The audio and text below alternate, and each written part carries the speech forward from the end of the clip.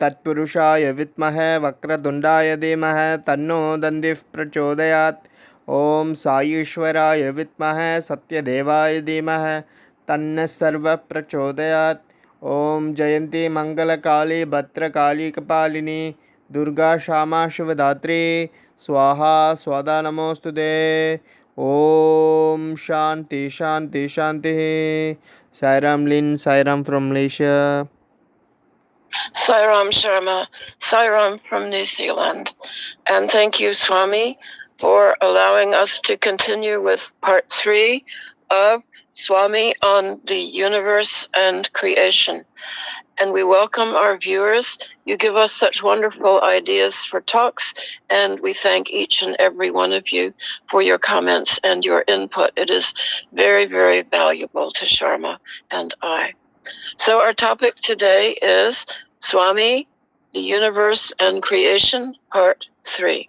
It's a big, big topic, and I don't want it to get so dense with big words that we lose track of the realization or having some realization of its majesty. It's like looking at a beautiful crown. The crown is studded with so many diamonds and so many beautiful designs, we don't know where to look first. And that is how I sometimes see the universe, as this magnificent crown that the Creator wears. Indeed, one of my friends said to me regarding my relationship with Swami, she said, "Len, one day he may use you as his doormat. Another day he may use you as his sword, his shield, his pen, his sweeper brush, his paintbrush. But on the day he uses you as a crown, as a jewel in his crown, do not let it go to your head.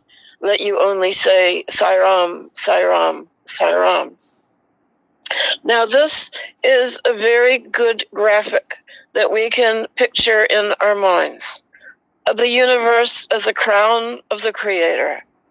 And indeed, there have been many wise sayings that have to do with this. You know, the crown of all creation. You may have heard that expression somewhere. Now, Swami himself has been very clear that the universe is a reflection of him. And he has always said, or I should say, God is the creator of this world. He is the presiding deity of action. Now, this is Swami in a Divine Discourse in 1999. He said, "You cannot have a table unless there is a carpenter to make it. You cannot construct a house unless there is a builder." And I will add to that, you cannot make a crown unless there is a jeweler. Likewise, for everything, there is a creator. All that you see, mobile and immobile, moving and not moving, is the creation of God. He presides over every activity. So if you see an ant carrying a grain of sugar or sand, Swami is presiding over that activity. If you see a flower opening, if you see the flap of a bird's wing, the twinkle of a star, the explosion of a new galaxy, that is Swami presiding over every activity in the universe, that he is the creator. Now, I had mentioned in my previous talk about reflection, reaction, resound. This is another quality of creation which is reflected in the universe. Now, don't lose me here, because this was explained to me by my dear friend, Professor Venkatraman, who was the first director of Radio Sai. Raman was, before he came to work for Swami, was a much valued and celebrated physicist, atomic physicist. He was the recipient of the Padma Shri, and I can tell you that speaking with Raman about creation was, in my own words, like skating on the edge of the universe.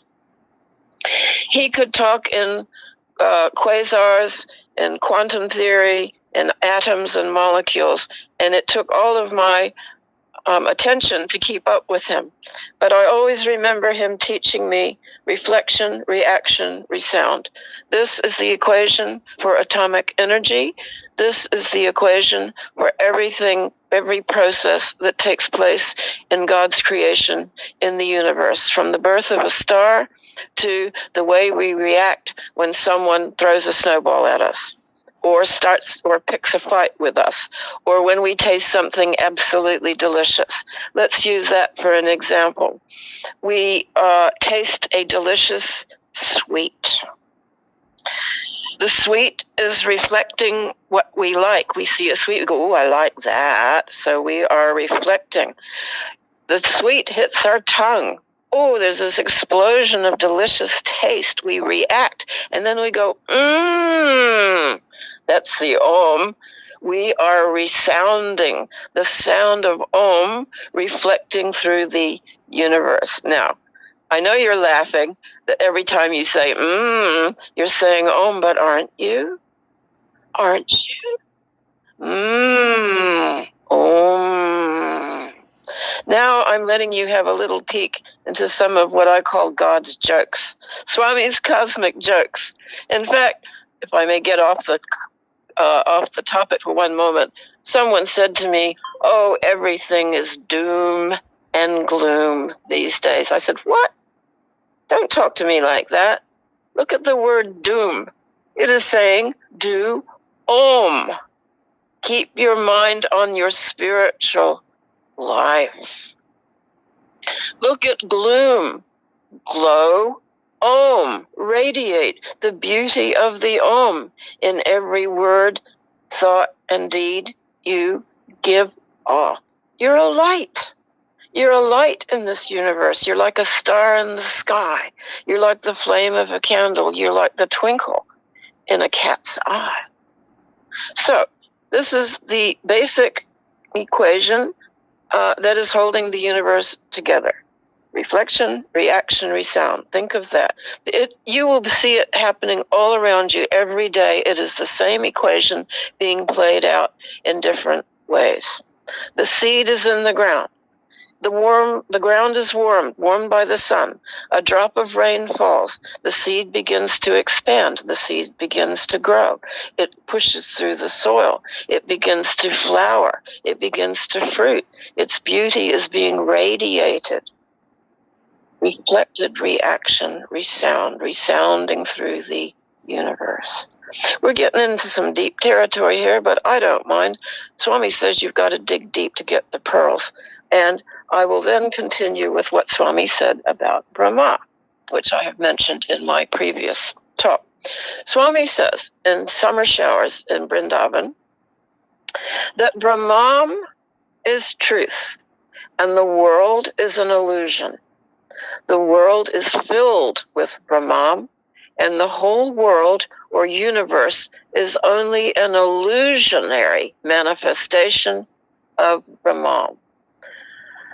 Swami said to one devotee, where the whole universe is the Lord's mansion.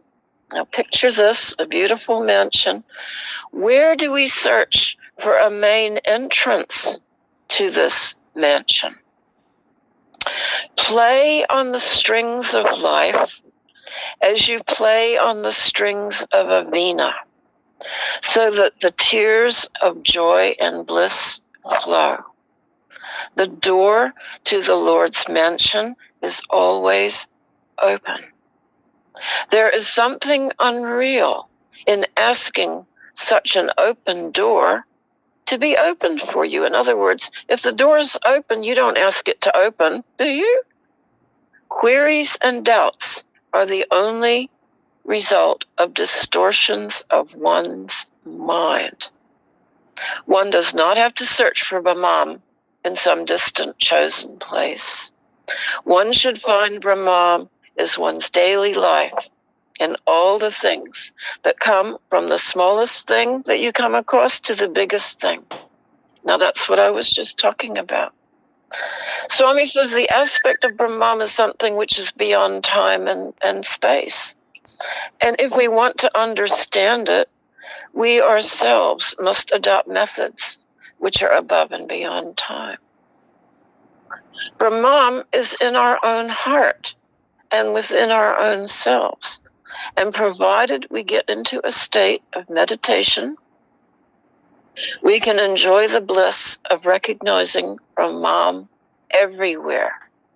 If the mind is made steady, we can enjoy the permanent bliss and see the aspect of Brahman. Now, I don't want to confuse people by using the word Brahma, as a separate divine entity. Swami has said Brahman is Satyam, truth, Jnanam, knowledge, and Anandam, bliss. When Brahman is known, the knower, the known, and the knowledge all become one. Brahman means Bra, B-R-A-H, or big, the biggest and the vastest. It is self-effulgent, self-illuminating. It cognizes, understands, recognizes all objects. All things and beings belong to the category of seen or observed or known. It is the seer, not the seen. Consciousness is the seer. And as he said, pointing to his spiritual heart, consciousness is God. Find it here. That world within you, this invisible world within you, is as accessible as the visible world outside of you. Because there's really only two places you can go. You can go inside yourself, into the spiritual heart and that universe, or you can go outside into the world around you, the outer world, the outer universe. They're the same. You'll find so many similarities, as I have described in all of these talks. For me, I feel I have come to the end of what I would like to say about it. I could give many, many more talks on it. So if anyone does wish more explanation of it, I am more than happy to do it. Fortunately, I had the experience of quizzing Dr. Venkatraman.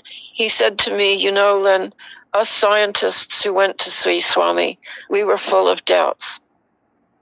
But when Professor Bhagavantam went to see Swami, and Bhagavantam was another great, great scientist who became Swami's devotee, he saw Swami materializing vibhuti, he saw him materializing food, but he still could not believe that Swami was divine until Swami walked over to a table where there was a big sheet of stamps that had the picture on them. I think it might have been of Nehru, but I'm not quite sure. But it was the picture of an Indian politician.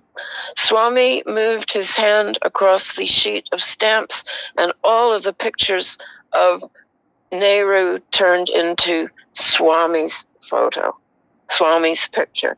That was the moment that Bhagavantam realized Swami is beyond time and space. Only Swami could change the molecules. Only Swami could rearrange the atoms. Swami was the creator, and this universe is his creation. Om Shri Sai Ram. Om Shri Sai Ram.